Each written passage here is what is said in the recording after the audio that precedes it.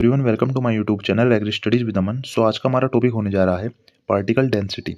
So the weight per unit volume of solid portion of soil is called particle density.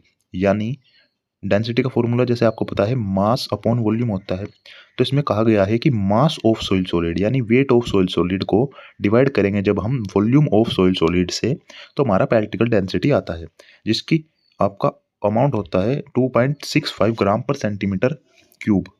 और the particle density is higher if larger amount of heavy minerals जिनकी density 2.85 से ज़्यादा होती है, ग्राम पर centimetre cube से ज़्यादा होती है, उनको हम हैवी मिनरल्स कहते हैं। जैसे मैग्नेटाइट, लेमोनाइट, हेमेटाइट। अगर वो प्रेजेंट होंगे तो आपकी डेंसिटी तो बढ़ी जाएगी, जिससे आपकी पार्टिकल डेंसिटी इंक्रीज होगी। With increase in organic matter of the soil the particle density decrease.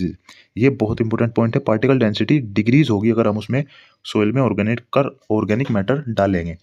इसका कारण ये होता है कि पार्टिकल डेंसिटी इसलिए डिक्रीज होती है क्योंकि ऑर्गेनिक मैटर का जो मास होता है यानी वेट होता है वो बहुत कम होता है, क्योंकि ये थोड़ा पोरस होता है। इसलिए वेट कम होएगा तो आपकी जो पार्टिकल डेंसिटी है वो वैसे ही कम हो जाएगी। Particle density is also term as true density. True density भी हम पार्टिकल डेंसिटी को बोलते हैं, ये भी एक इंपॉर्टेंट पॉइंट है।